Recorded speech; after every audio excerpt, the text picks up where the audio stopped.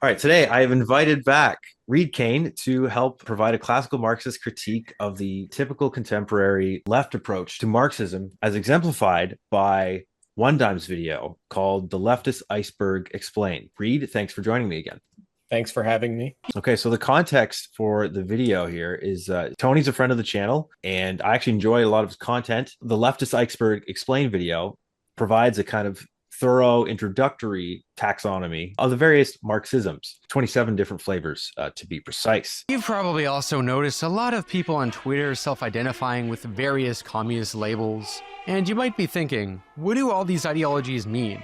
What do they stand for? Orthodox Marxism, Marxism-Leninism, Trotskyism, left communism, Maoism. There are more types of Marxism than there are Marxists. And there really isn't a good comprehensive guide out there that goes over all of them accurately from a relatively unbiased view. This is going to be kind of like an iceberg video, starting with the most historically significant tendencies. It serves as kind of a follow-up to his Marxism Explained video, which goes into like, okay, what did Marx and Engels actually believe in and what's historical materialism and how do they think about capitalism? Check both of those out. I kind of enjoyed, especially the first one, and definitely aspects of this one, but I had some critiques. My general impression of the video was that given the massive scope of the video, I think to his credit, Tony actually gets quite a bit right, especially on the middle sections, which is, a lot more than I can say for a lot of self-styled Marxists today, which Tony doesn't even really count himself among. He doesn't call himself a Marxist. For me, the problem with the video is largely down to framing. And I think the overarching story told in this video about, the branches of Marxism and how they came to being might leave the viewer with a confused picture of what was Marxism and what was its impact. The biggest reason for this, to my mind, are the sections near the beginning and near the end. So Leninism, Trotskyism, Stalinism, Orthodox Marxism, and his conclusion. All the other 20 sections were mostly they were pretty good descriptions of what these tendencies were. I don't really have complaints except to say that there's kind of a glaring omission in how those flavors of Marxism are part of a broader historical symptom, namely the death of the left and Stalinism. Okay, so Reid, what was your general impressions of the video? I definitely agree with you on that. And I should also say, I like Tony. I especially like a lot of the interviews he's done. I don't have anything against him, but some comradely criticism is due, I think. Yeah, I mean, I agree with a lot of what you said. I actually did not watch the other video about Marxism in particular, which I saw he had done after the fact, but I didn't have a chance to watch it. Maybe I should have.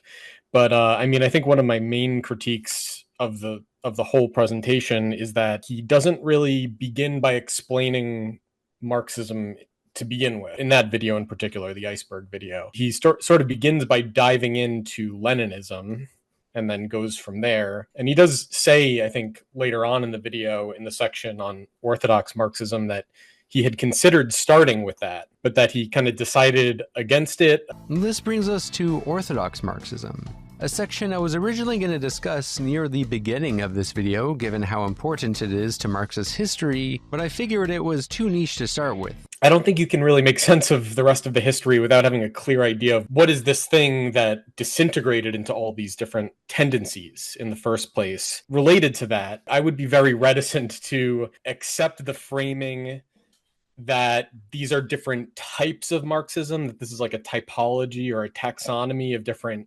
varieties of Marxism. I don't know, it might appear sort of like a sectarian thing to say that those aren't real Marxism. There's only the one real Marxism, which is the one that I accept, or something along those lines. For one thing, Marxism has a very particular view of history. That's kind of the substance of Marxism as a theory, is its conception of history. Historical materialism, the dialectical kind of view. Without sort of accounting for that perspective, again, as you said, Tony maybe doesn't consider himself a Marxist, but he's not really thinking about what is the history of Marxism for a Marxist. How would a Marxist think about this history? He obviously sort of defers to the different subcategories and their perspectives, but they're all sort of based on these are the ideas that this group has about X, Y, and Z.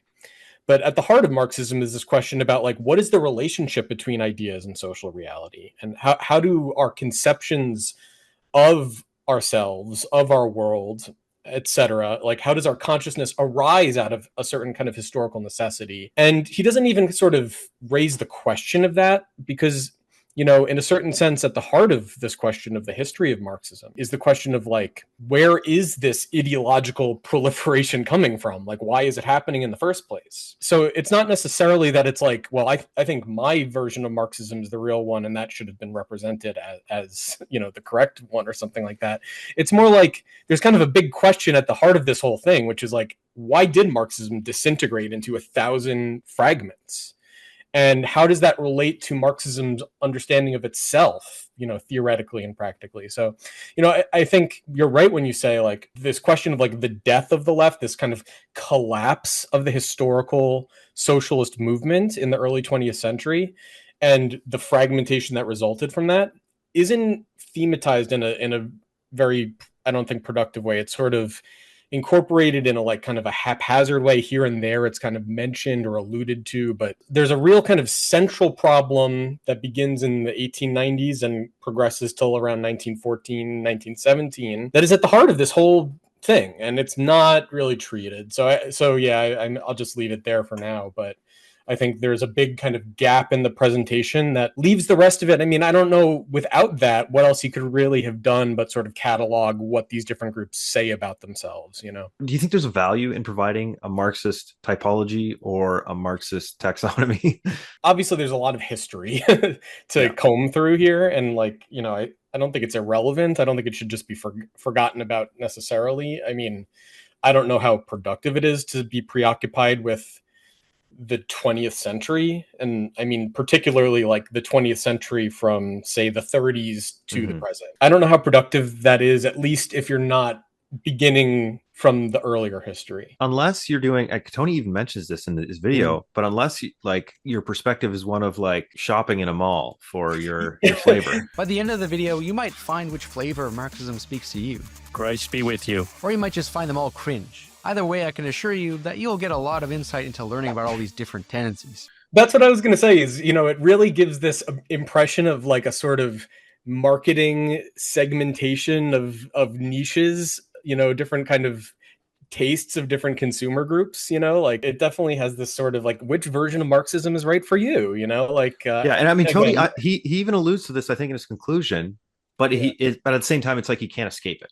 Yeah, and I think that's inescapable for, I think, a lot of people, whether they can call themselves Marxists or not, because I just don't think there's, like, a coherent understanding of, like, the long view evolution of historical evolution of society that we're talking about. And so it's just kind of like these different events, these different situations, these different groups, these different places. And so it's like nothing is holding it all together as, like, a kind of coherent course of development that sort of unravels and comes apart and does become incoherent. It's not just that it's confusing to, like, present all this different stuff. The actual substance is confused, you know, like, all of these different divisions and everything that he's kind of detailing is, like, the product of, like, the incoherence of the actual development of this historical phenomenon. Like, it is coming apart. It is becoming confused in reality. My own personal feeling is that a lot more attention really deserves to be paid to the period of, like, 1870 to 1920. Like, that period is really the most important. In order to really talk about that, you'd also have to talk about the period from, say, 1789 to 1870. You know what I mean? Like, you'd have to do the first half of the 19th century as well. And then how feudalism devolved. Well, I mean, you could always go back indefinitely, of course, but, like, I mean, the thing is, Marxism is an intervention in an existing socialist movement, which is itself kind of a part of a larger revolutionary upheaval in modern society, which is, like, part of the bourgeois revolution, but also part of its crisis in the 19th century, the Industrial Revolution, the Democratic Revolution. And, you know, so socialism is part of that world, and Marx and Engels enter into that world. All this already is there. And they're making an intervention where, in this movement, in the broader democratic revolutionary movement, and especially in the socialist movement, but especially the proletarian socialist movement, the communist movement, as it kind of would have been understood in the 1840s. Without that framework of like what they're intervening in, what the actual object they're engaging with is, Marxism just becomes like, what are we even talking about? Well, we must be talking about like what happened in the Soviet Union or something, or what's happening in China. And it's like, that is, I'm not saying that those things are not connected. Of course they are connected, but like, it's like you're trying to explain byproducts of a process without accounting for the actual process that generated them. I mean, it's a pretty good summary of what Tony didn't talk about. Let's dive into some of what he did talk about that, at least from my perspective, needed some clarification or had some errors. The first section is Leninism. Leninism was, of course, the political doctrine associated with Vladimir Lenin, leader of the Bolshevik Party. Lenin would go on to make some hugely influential contributions to Marxist theory that would lead to Leninism becoming a comprehensive political doctrine of its own that would be considered a novel variant of Marxism to be distinguished from all other types of Marxism. Leninism emerged through what was essentially a crisis in Orthodox Marxism. Previously, Marxists saw capitalism as a progressive development. Classical Marxists believed that society needed to be already wealthy and technologically advanced enough before it was ready for socialism. Enter your boy Vladimir Lenin, who had to somehow figure out how to build a revolution in a country like Russia. We're talking about a semi-feudal country with a mostly peasant population and barely any industrial proletariat. Lenin believed that socialist revolution was possible in Russia, and his conviction was driven by his observation that capitalism was entering its imperialist stage. And contrary to what Marx originally thought, these revolutions would not start in the most advanced capitalist nations, but rather in the exploited periphery. This flipped classical Marxist conceptions on their head. But what was to be done? Lenin's answer? The Vanguard Party. So as the revolution failed in the First World, Lenin turned his eyes to the developing world.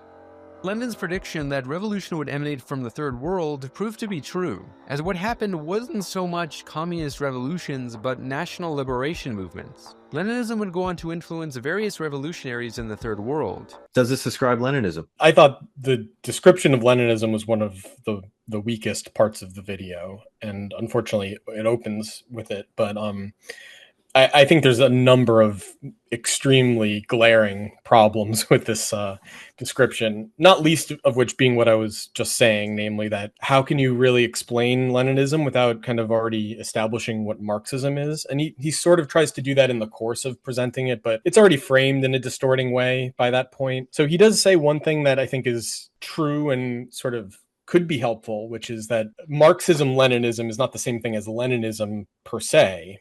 But then the way he I liked his section on Marxism-Leninism. That was, detailed. And it seems like he seems to have given a great deal of attention to the history of Marxism-Leninism, or I would just say Stalinism. I know he sort of objects to that characterization. We'll talk about that later, yeah. Yeah, we'll get to that. Just to say, I think the way he ends up presenting Leninism just simply is the Marxist-Leninist, or I would say Stalinist, understanding of what Leninism is. Pretty much full stop. Which is a very different perspective than the one you get if you read Lenin just straightforwardly. In my opinion, I'm not really sure how you get this interpretation out of Lenin without referring to a certain set of interpretive framings of Lenin, so to speak, that come later. Leninism, what is that? I mean, the thing is, that was sort of a concoction after the fact of his death in the Soviet Union, which was questionable at the time, arguably questionable in terms of, the provenance of that, but also sort of probably an unavoidable development in some respects. I mean, there was a need at the time for a kind of clear delineation of what separated the Marxism of the Comintern from the Marxism of the Second International. And so, there is this sort of idea that Lenin had, which Tony goes into in a way, this idea that Lenin had a kind of a theoretical innovation or a series of theoretical innovations that transformed Marxism in some way. He does say something which is accurate, which is that Leninism, or Lenin's kind of distinctive perspective, comes out of a crisis in Orthodox Marxism, which is true. And unfortunately, I think it would have been best if he had already developed this point before he got into Leninism. And that gets to this questions of Orthodox Marxism and so on later. But he sort of presents Lenin as a theoretical innovator on Marxism. And in part of what that entails is this idea of a pivot to the Third World, that Marx had maybe been wrong about revolution happening first in the Third World. Lenin did say capitalism breaks at its weakest link. Yes, but he was talking about Russia, which was not a Yeah. third world country, certainly not, even if we're like retrojecting that idea backwards in some sense to mean like an underdeveloped country. Like Russia was a European power. It was one of the great powers of Europe. And that wasn't simply like a political or military fact. It was due in part to its integration into the European system, economic integration, as well as like diplomatic and military integration.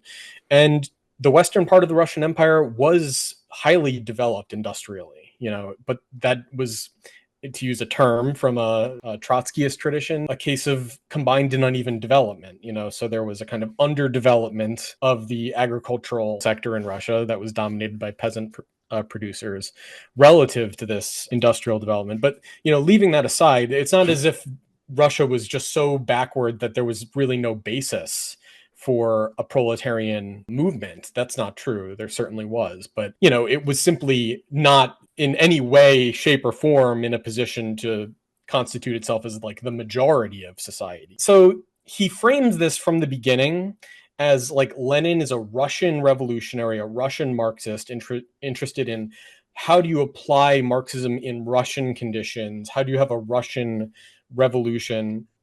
And not that that's false, obviously that's true in a substantial way.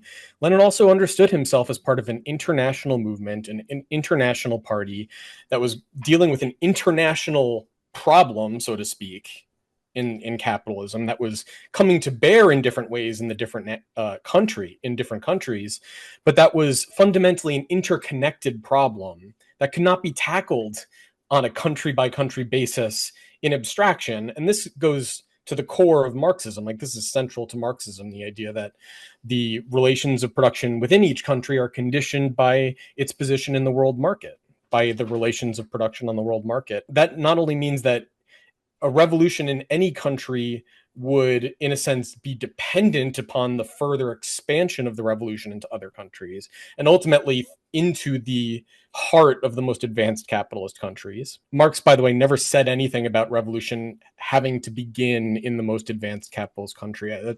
This is a kind of distorted idea that I'm not sure exactly where that would come from, but I can kind of see why Tony might think that. Marx's point would be that the revolution needs to ultimately win in the most advanced capitalist countries to fully consolidate itself.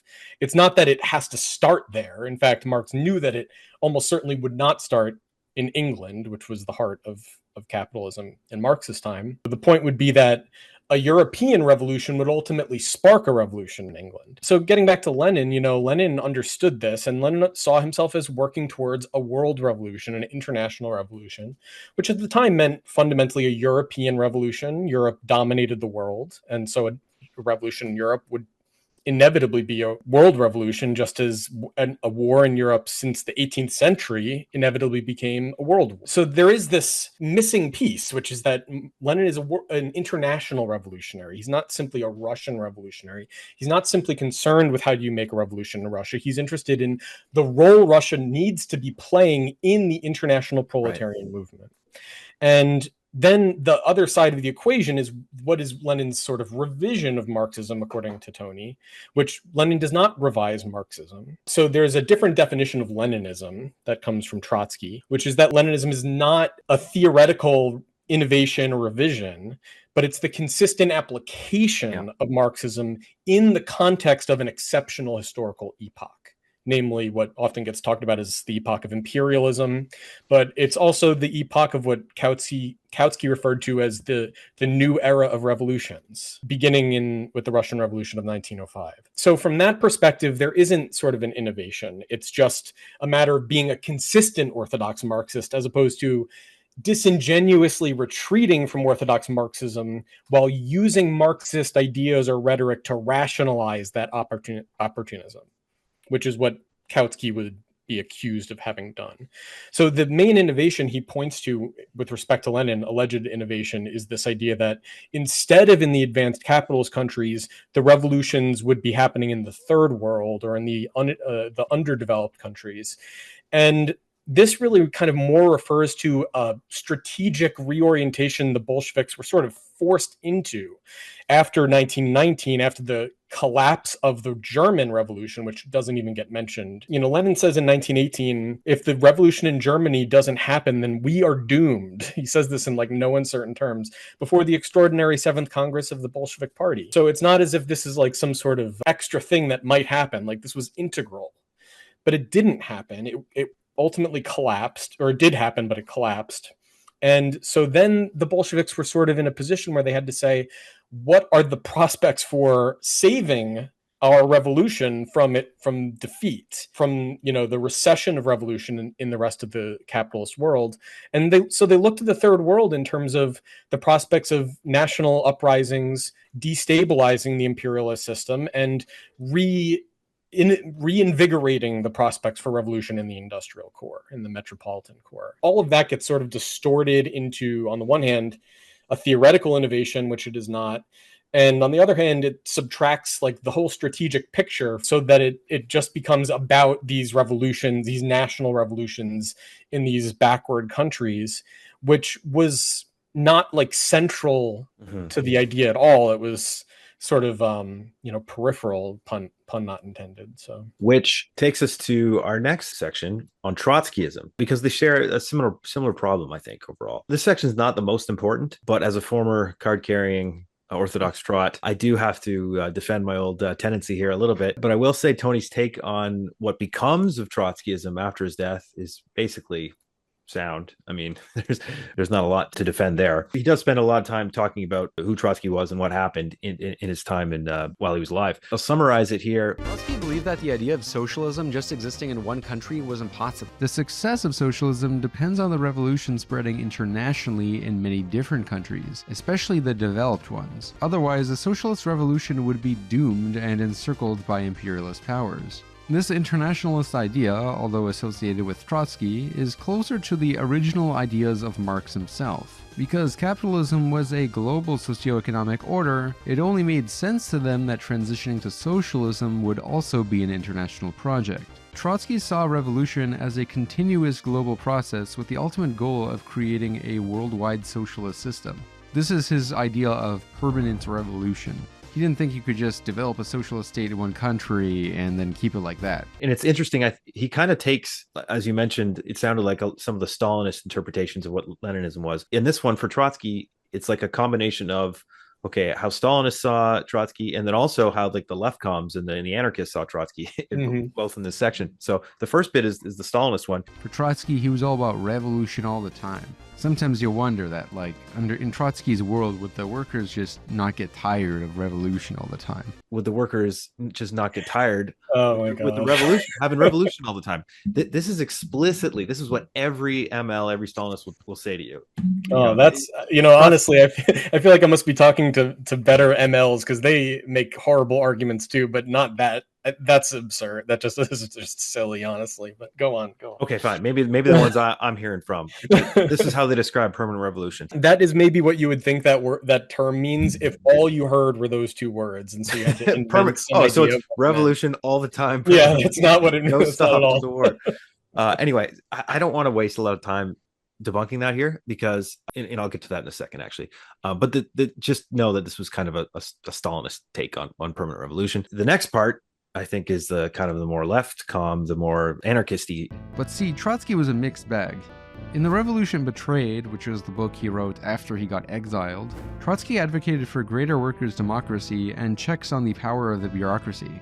This is why many people have the impression of Trotsky being the more democratic, humane, and sophisticated alternative compared to Joseph Stalin. Trotsky is a symbol of what could have been and a fantasy for alternative history nerds who want to believe that maybe the Soviet Union would have been less shitty if he was in charge. It wasn't really till he got purged from the party and sent into exile where he actually came to his senses about democracy. Before that, Trotsky actually supported policies that were very close to what would become some of Stalin's worst policies 10 years later, such as forced collectivization, which Trotsky advocated already in the 1920s. And if you read his book Terrorism and Communism, you'll see that Trotsky does not care about democracy or checks on power whatsoever. So from my perspective, I'll just say the one thing I'll defend Trotsky on is that Trotsky's version of collectivization involved incentivizing. Voluntary. Exactly. Trotsky never supported forced collectivization. That is a total lie or It a is a lie.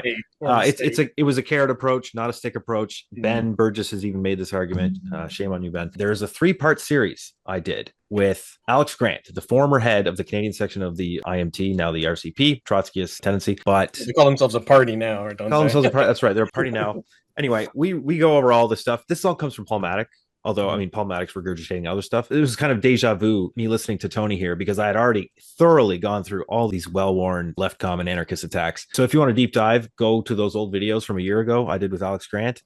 But for now, I'll just say this is kind of way off the mark. Yeah, I agree. I'll say one thing. As I brought up at the beginning, that his characterization of Leninism and Trotskyism kind of the same thing, right? Like they're not different. They're not different kinds of Marxism. They are Marxism applied in different and extreme situations. Right. And this was, I mean, Lenin certainly would have been the first to say that he's not, I mean, he did produce some theoretical works, as did Trotsky, for example. Many of these characters did, but I think you would be rare to find any of them saying that they were kind of producing new theoretical ideas per se, so much as like theoretically applying Marx's ideas to different contexts, or for example, like producing like State and Revolution, for example, isn't like anything new. It's just bringing together a lot of ideas that don't get a kind of consistent systematic presentation as a whole anywhere in Marx's work. So things like that. But, you know, there is this unfortunate tendency to sort of collapse everything into theory.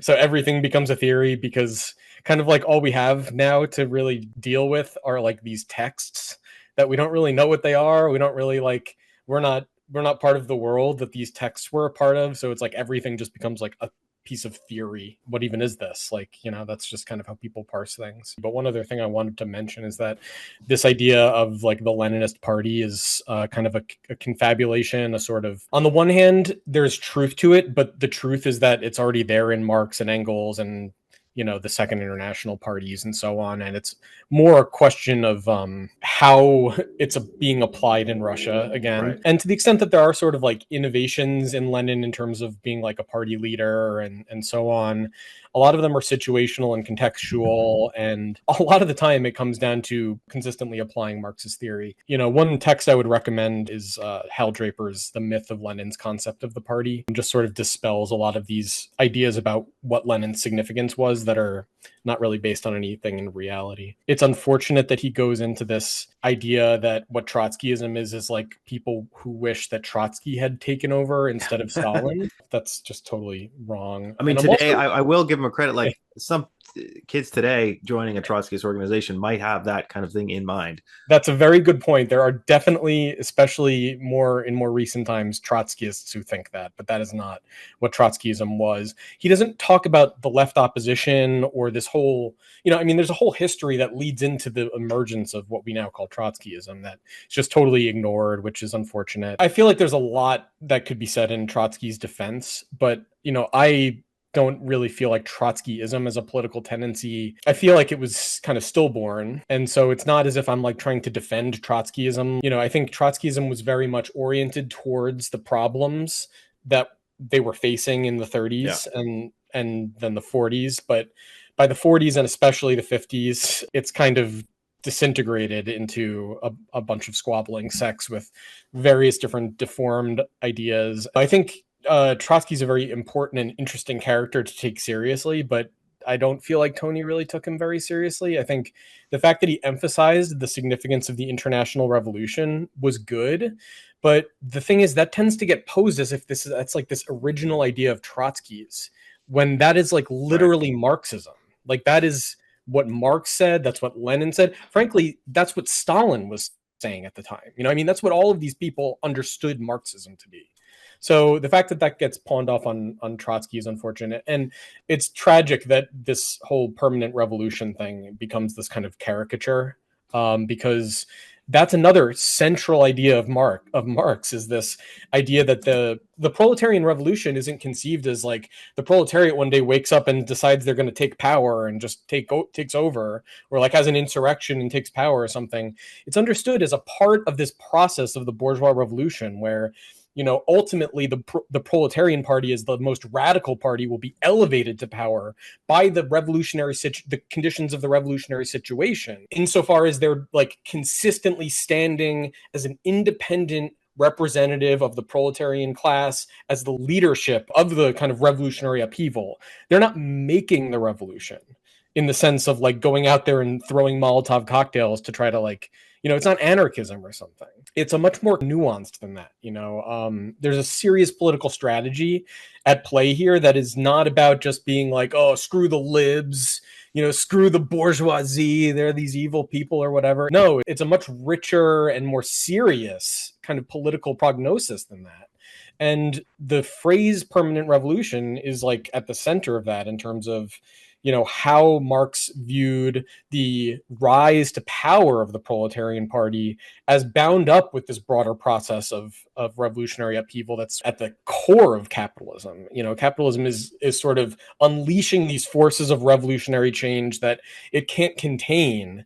And the kind of only element in society that can actually take advantage of those forces in the sense of realizing their potential, their emancipatory potential, is the proletarian party.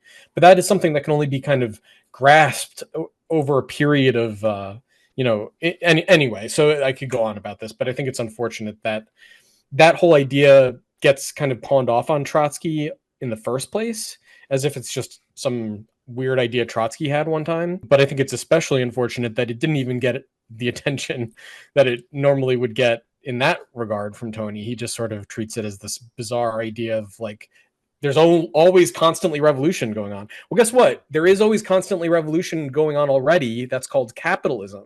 Just read the Communist Manifesto. All that is solid melts into air. That's already happening. But that's not what Trotsky means by permanent revolution, or what Marx means. So if it's okay with you, I'm going to skip a couple chapters ahead. Mm-hmm. The next chapter was Marxism-Leninism, and the chapter after that was anti-revisionist Marxism-Leninism. The next chapter was Stalinism. I want to stick to Stalinism. He summarizes it as follows. Many of the anti-revisionist Marxist-Leninists will often tell you that Stalinism isn't really a thing. They'll just say it's Marxism-Leninism, and that the whole idea of Stalinism is a anti-communist and Trotskyist conspiracy. It's a buzzword that doesn't really mean anything. The irony, of course, is that the people who are most likely to tell you that Stalinism isn't a thing are themselves Stalinists. Now, Trotskyists, on the other hand, tend to use the term Stalinism a lot more broadly. Trotskyists will define Stalinism as trying to secure socialism in one country and abandoning the international revolution. As a former official Trot, yeah, that's pretty accurate. But I don't think this definition is very accurate. Stalinism could more accurately be defined as the doctrine, practices, and political narratives associated with Joseph Stalin and the people who bought into them after his death. Stalinism is broadly characterized by its emphasis on centralized control, rapid industrialization, forced collectivization of agriculture, and mass political repression. One of the hallmarks of Stalinism is its embrace of totalitarian rule, with a zero-tolerance approach to dissent, mass violent purges of party members, and the use of secret police to totally eliminate dissent. Now, given the de-Stalinization campaign, it's quite evident that Khrushchev and many of the Soviet leaders after Stalin's death couldn't really be described as Stalinists. This is why the Trotskyist habit of calling all Marxist-Leninist regimes and leaders Stalinist is not really accurate at all. There are also a few distinctive characteristics of Stalinists if you want to spot one in the wild, such as people who defend the Great Purges and the show trials as necessary, those who believe that Stalin's anti-revisionist purges were actually purges of revisionists and not just power struggles, people who think that everything went to shit after Stalin died and blame Khrushchev for taking the USSR off the socialist path, those who implicitly or explicitly think that the Soviet Union could have been saved if they just purged more revisionists. Oh, and Stalinists these days often just straight up have a Stalin avatar in their profile picture. Stalinists also have a weird obsession with Trotskyists and assume that anyone who does not buy into their narratives is either a liberal or a trot. He's being a little cheeky there. This approach, though, I'll just say, to me, it's the same thing that bothered me about reading Umberto Eco's Fascism text, which is super popular like five years ago. Everybody on BreadTube and LeftTube was talking about this book, having read Trotsky's account of what fascism was. To me, it's just like, this is just liberal checklists. It's like the DSM-5. Do you check off the right things and that makes you a fascist kind of forever and all time? It's kind of this fixed category. It's undialectical to me. I think Rosa Luxemburg at one point talks about the petty bourgeois tendency to take a little bit of this, a little bit of that, and just lump it all together, you know? Yeah, it's the same thing. As Trotsky observed, fascism is a state of emergency for capitalist society. It's a petty bourgeois movement in reaction to a failed socialist revolution. So it's context dependent. It's dialectical. It's not a set of beliefs or qualities, which is why you can't call Trump a fascist. If a fascist movement were to emerge, sure, they would probably be first on board. But like, there's no fascism. There's no movement for the Stephen Millers or the Trump. I mean, Trump's not even really a fascist, but some of the people in his cabinet, I would say, are proto. But anyway, kind of a hardcore nationalist authoritarianism, something like that. Yeah. So how does this compare to your understanding of Stalinism? I don't really think of myself as a Trotskyist, but I definitely probably am closer to Trotskyism than any other of these categories in a lot of respects. I agree with you, or I agree with that sort of Trotskyist idea of Stalinism as, you know, I think you can sort of boil it down in a sense to socialism in one country as opposed to international revolution. I do think that that sort of is missing something of the bigger picture, though, which is why is that the case? Like, what are we talking about when we're talking about it? It's not just about like some sort of principled internationalism versus nationalism or something like that. It's that what was socialism in one country as a policy? What was the significance of that? It was an opportunistic adaptation to the defeat of the international revolution.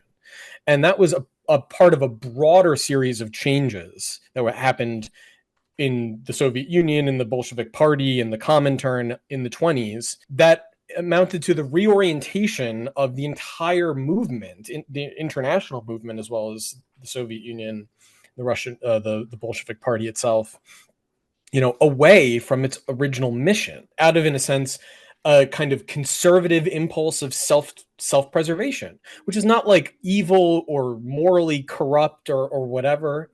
You know, it's perfectly natural. Like, this is a point Trotsky makes all the time, is that like the tendency towards what he would call bureaucratic degeneration is simply a natural impulse in kind of almost any organization, certainly one that's sort of losing its impetus, its original impetus, to defend itself, where like the organization sort of becomes an end in itself as opposed to a means to some other goal.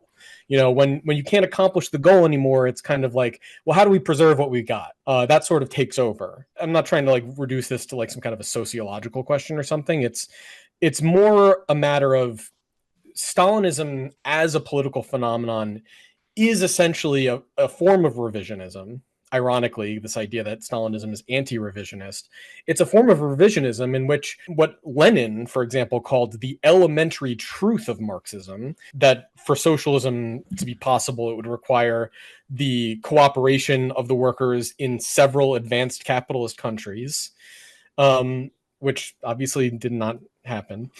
You know, that idea is sort of excised or nullified or qualified out of existence, essentially, out of this kind of need for a kind of self-defense of the Soviet state, Soviet society, by virtue of it being a material necessity for the Soviet state to preserve its society, and the party, you know, as a kind of degenerating into this mechanism of this kind of creature of the bureaucratic state. So it's not like about Stalin as an individual. Stalin is just the person who was in the position to exercise that function.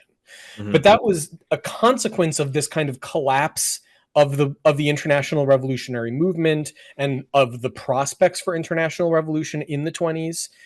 Or really kind of it was an ongoing collapse going back to 1914. But let's just say there was a kind of an opportunity to overcome that collapse with the Russian Revolution that ended up falling on its face, essentially. What was going to happen was going to be some kind of adaptation to this situation or the defeat of the revolution outright. So, you know, it is a betrayal of the revolution, a betrayal of Marxism, in the sense that it is giving up on the kind of project of Marxism. And you know what?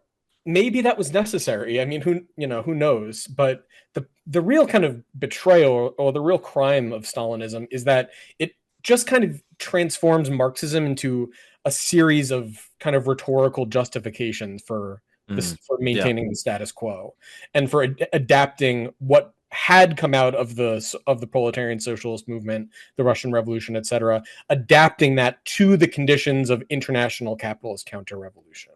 And so everything else about Stalinism, all of its ideological trappings, its sociological manifestations, its political, policies and organizational offspring, all of these sorts of things are really just symptomatic expressions of this opportunistic adaptation of the remnants of the old socialist movement that had, kind of, or what had kind of grown out of them in the course of the progress of the history of the Soviet Union, adapting them to the conditions of international capitalist counter-revolution. So Stalinism, there isn't like a kind of a coherent definition, but yeah, as you were kind of saying, Eamon, like that's kind of the point. It's not a coherent phenomenon. It's a phenomenon of incoherence. It's a phenomenon of, it's like the disintegration of something. It's not a thing, it's a kind of term for the epoch, a kind of an epochal shift, namely the shift in which the kind of official face of Marxism was the opportunistic or revisionistic adaptation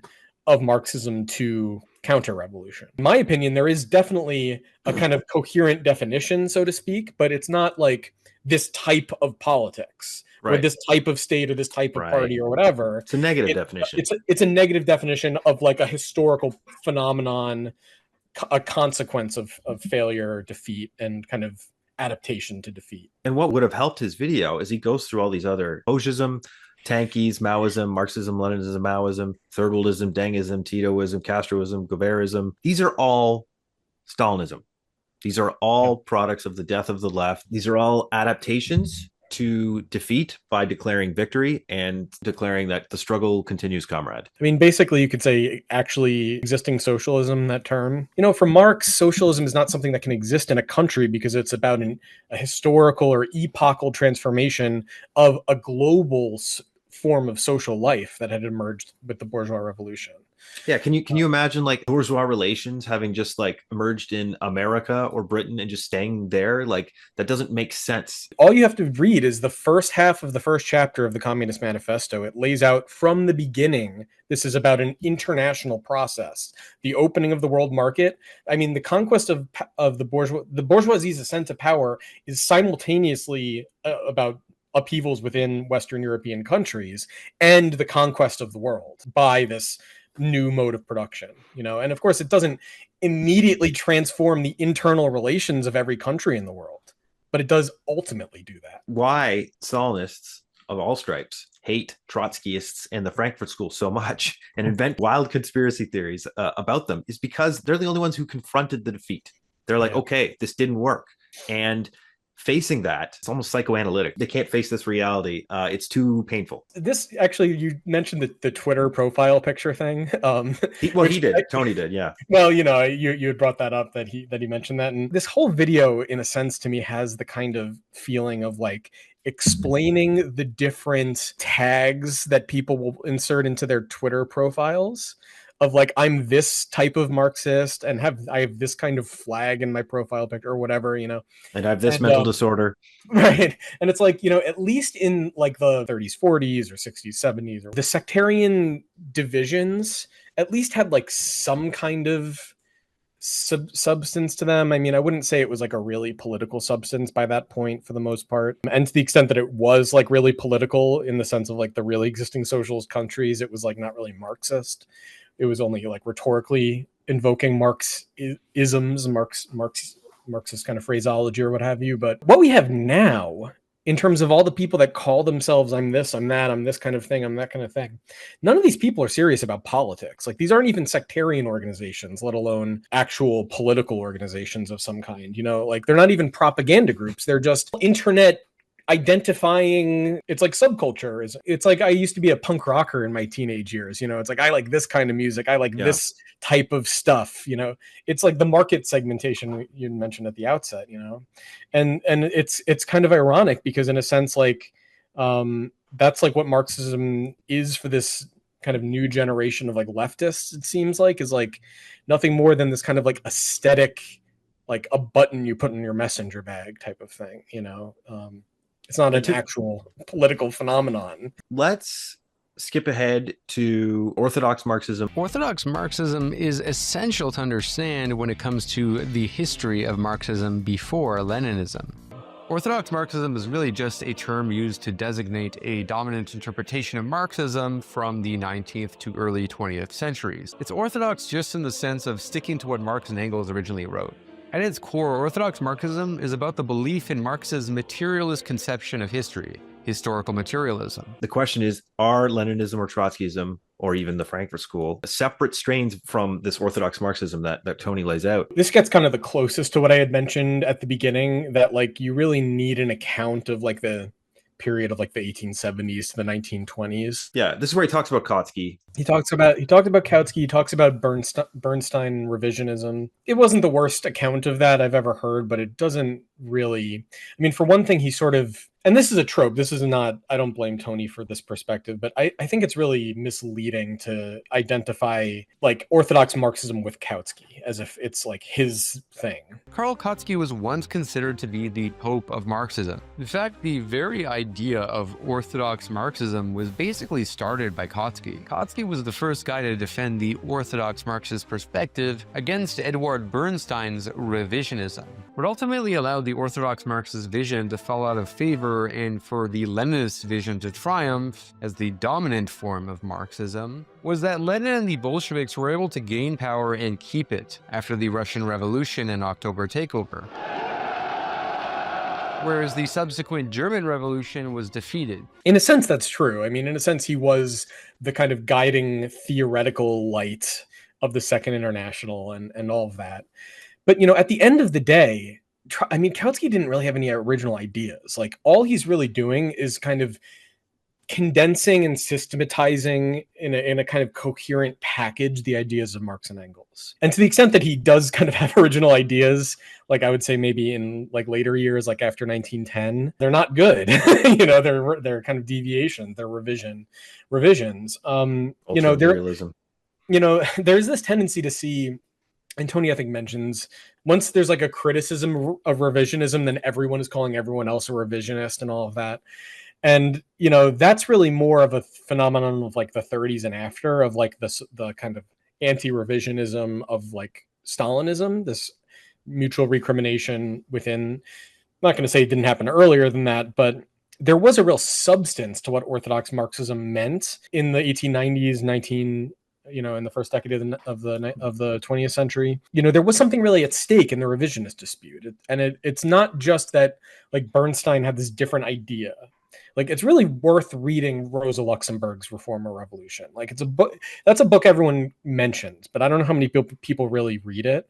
It's worth reading Kautsky's book for that, and, you know, Plekhanov. I mean, it's worth reading it, all of this stuff, but Luxemburg in particular, like, is really good in identifying how what Bernstein does with his providing his just some ideas that he was thinking about as he kind of cheekily presents himself. She's like, we should thank Bernstein for bringing this out into the open, because there's something developing within our movement that we need to reckon with. And most of the people that share this perspective don't want to talk about it out in the open.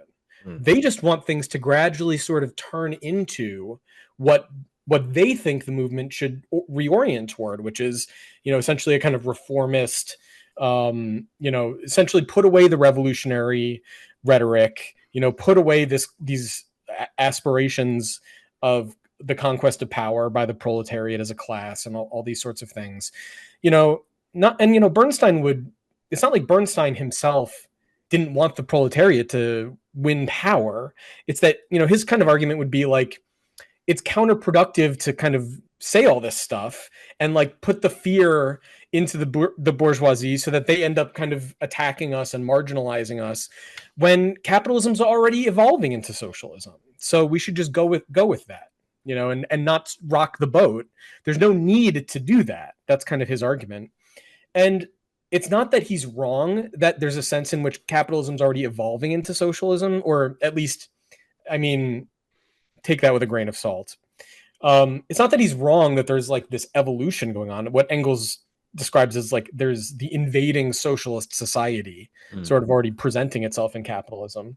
But it's not as if it's capitalism transforming into socialism. It's more like capitalism developing into a more and more kind of intensified condition of crisis, right? And so that's what this evolution is. It's the evolution of a sort of a problem that will ultimately require the conquest of political power by the proletariat to resolve that problem. And once the proletariat's in power, then these tendencies can be, that are kind of driving towards socialism in that sense, can lead to something that we might sort of understand as like the goal of socialism. But until then, all it's going to do is take this kind of deformed character, you know? So like the trade unions are like, is that like an example of kind of a sense in which socialism is developing within capitalism? I mean, not really. There's a sense in which you could say it's like pointing in that direction, but ultimately the trade unions, as they develop, they kind of degenerate into, they bureaucratically degenerate, you know? So, and you could say this about all of these phenomena. So, you know, that Bernstein talks about. So, you know, it's a really important development, namely that, again, and so actually we can go back to Lenin for a second. You know, there's this idea that that the imperialism thesis is like Lenin's original idea, or Tony actually says that Lenin kind of borrowed it or kind of drew upon Bukharin. And Bukharin and Lenin both wrote their books sort of together. But there was also a broader conversation throughout the Second International about this question of this new epoch of capitalism. It was not something that Lenin just came up with out of nowhere. I mean, there's Hilferding, for example, you know? So, I mean, what is that? You know, this is a much bigger conversation than just Lenin. Now, Lenin does make a very significant contribution to it. But the thesis about the labor aristocracy and like the kind of elevation of a section of the working class through super profits is not Lenin's idea. I mean, Marx and Engels, I mean, Lenin himself quotes Engels talking about it. Marx talks about it in Capital. It's not like Lenin's idea. And it's also not what people think it is. It's not this idea that like the working class in the advanced countries is like this irredeemable, you know, co-exploiter of the third world. Not at all. Even the labor aristocracy are still exploited. They're not drawing upon the exploitation of the third world in the sense of getting a cut of that. What happens is the super profits that are due to the super exploitation of the third world gives a greater scope of advancement for the so they can have a lower rate of exploitation in the advanced capitalist countries. But even that is only like the kind of upper echelon of the proletariat. It's not the whole proletariat. So what it ends up doing is creating a division. And now the thing is, so imperialism as a phenomenon, as Lenin points out, you know, these characteristics of imperialism are already exhibited by British capitalism in the mid-19th century. And it's only when it gets to the point that it's being exhibited by many countries that are all competing with each other to be the most, you know, the kind of despot of the world market, that you get to like the epoch of imperialism proper. Right. But in Britain in the mid-19th century, there is a much more pronounced sort of degeneration of the British working class. That is possible because there isn't yet any significant international competition. But as Lenin says in his book, you know, when you get to the early 20th century, now that this is starting to happen, it is leading to the development of opportunistic tendencies within the proletarian movement of the various countries, just as it did in England in the mid-19th century. But it's also not going to be able to develop as far and to kind of metastasize the way it did in England in that period because of the competition between these countries. I feel like now I'm a little bit on a tangent, but I just wanted to bring that up because, you know, this is sort of well-trod ground, this idea, all of these kind of related ideas of imperialism, the labor aristocracy, and so on. And it does kind of go back to the original Marxism of Marx and Engels. And so that's the last thing I just wanted to say is that, you know, Orthodox Marxism is about sort of defending the consistent application of Marx and Engels' method in this kind of new period is starting to dawn, whereas revisionism is about a sort of opportunistic recoil from Marx and Engels' perspective in the same period for the same reasons. Yeah, it's saying we have to change things because conditions are different. Right, and the point of like the Orthodox Marxist would be, Yes, but the point is that Marx and Engels themselves already had an account of how things were changing and how these developments were already unfolding in their time in a small way. I think you really need to appreciate the Marxism of Marx and Engels. And Orthodox Marxism was a recognition of the significance of that theoretical kind of perspective and its kind of practical implications, but also in a period where it was already coming into crisis, and where it was there. So Orthodox Marxism was about trying to reckon with that crisis within Marxism, or within the socialist movement that was led by Marxists at that period, trying to reckon with that in terms of Marxist theory in a way that Marx and Engels themselves didn't, although they did anticipate a lot of these developments in various ways, so there is a lot to look to there in that respect. So Tony says in the conclusion, there's a lot to learn from it. I think Marxism is a lens that can help with understanding the world and maybe even changing it. But it is one lens among many. When it comes to politics, it just seems kind of silly to base your whole movement around a guy who died 200 years ago. Marx was trying to create a scientific framework for analyzing the objective world, not a Bible to uncritically follow. I mean, that's definitely a fair point. I would rather a lot of these people just give up on Marxism, because most of the people, it seems to me, it's just a game. It's like I said, it's like an aesthetic thing. It's not serious. And to the extent that there's any political content to it, the millennial generation, like our disgruntled Democratic Party sentiment was like Bernie Sanders. It was like Occupy Wall Street to Bernie Sanders, like that sort of trajectory. So it culminates in this kind of like neo-social democracy, or, democratic socialism. Jacobin, exactly. And like what we have now with this kind of neo-Stalinism is like just an even further degree of disgruntled reaction against reaction. That. Yeah. It's a reaction against that, just as like the Jacobin stuff was, and there might have been more content to the Jacobin sort of millennial leftist stuff, but it ultimately culminated in nothing. It culminated in Bernie Sanders. I definitely can like get with like drop the sectarian bullshit. If there are people out there that are seriously interested in this history, I think there are good reasons for that. Like, I don't think it's completely, and that may include some of these people I'm sort of talking in a denigrating way about. I'm not writing everyone off, but it's not like dyeing your hair this color or something. It's not like that. It's not like I want to be part of this group. It's about asking serious questions about why the world is the way it is, how it got this way, and whether or not that, how that process of change is going to unfold in the future. So in that regard, there is definitely reason to be interested in Marxism, at least in the sense that like Marxism played an absolutely central role in the historical process that led to the world we live in now, for better or worse. And it also is arguably one of the most significant, if not the most significant, attempts to understand that historical process from within. Maybe it was wrong, maybe it was misguided or something. But, I think it's really worth considering, at least in those respects. And, personally for me, having like kind of engaged with it for a long time in a fairly serious way, I feel like it does lead me to the conclusion that at some point it probably will become significant again in a way that doesn't look like what it is in the present, that there inevitably is going to be in the future a recognition of the need of the working class to organize itself around its common interests as a class and to pursue those interests politically.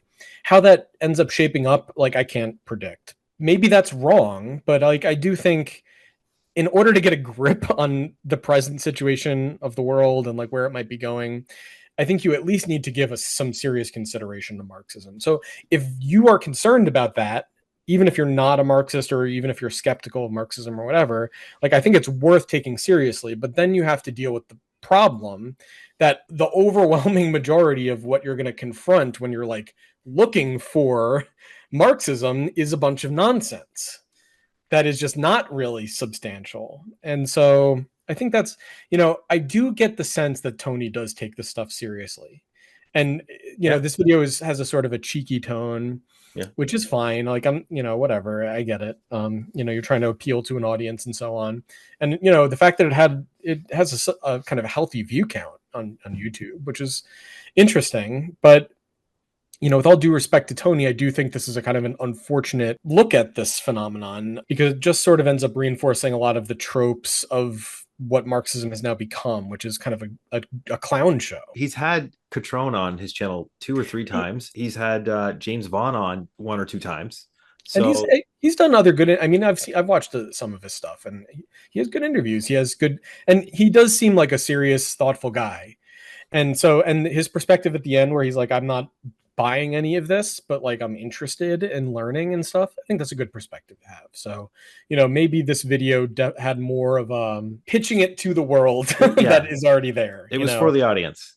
It was. Whereas, I mean, if you're trying to sell like the real deal Marxism to people, like you're lucky to get 1,000 views on YouTube. You know what I mean? Again, to be fair though to Tony, he did do a video preceding this video called Marxism Explained, which is, I think, better. And while revolutionaries like Lenin, Mao, and Ho Chi Minh used Marxist ideas to guide their political change in their respective countries, it would be kind of silly to call yourself a Leninist or a Maoist or a Hoshist or whatever, and expect to get very far in a completely different country with a very different socio-political culture. I think Tony's both right and wrong here. He's wrong because we still face the same problems with the same task everywhere: capitalism and the need for revolution in the core of imperialism. Lenin and Trotsky in semi-feudal Russia understood this, even as they inspired peasant-led revolutions in the periphery. Where he's correct is that, practically speaking, it makes no sense for anybody to call themselves a Maoist or a Marxist-Leninist or a Trotskyist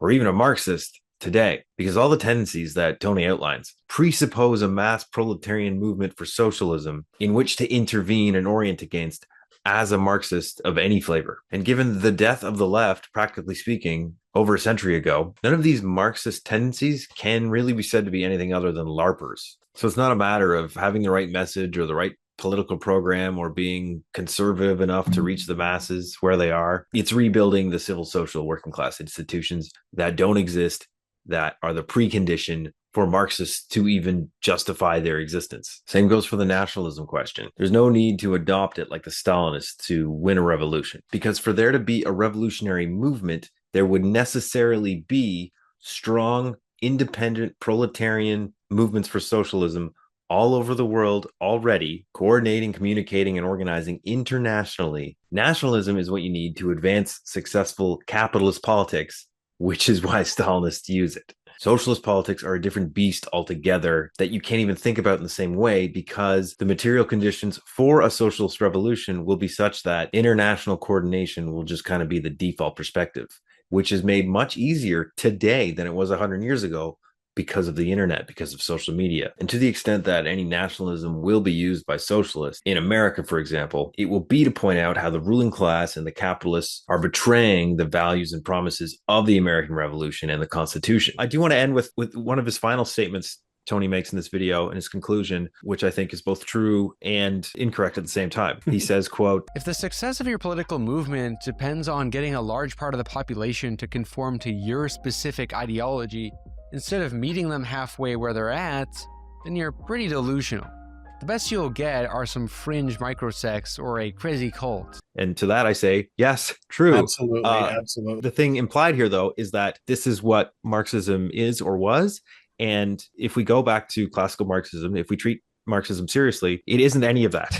Right. You don't have to worry about that problem. If anything, Marx was consistently critical of those tendencies, and he called them what they were: sectarian. I like seeing Tony engage with things that kind of push him out of the comfort zone of what he seems to have already taken under his wing. He seems like the kind of person that's open to hearing things that, like, oh, I've never heard that or never thought about it that way, which is refreshing, because so many people just already have their minds made up about everything. And admittedly, I'm kind of one of those people. So, whatever. I would love to see more of him sort of going out of this world of ML, typological madness or whatever. All right. Well, thank you, Tony, for making this video to help us explain a different take on it. Yeah, indeed.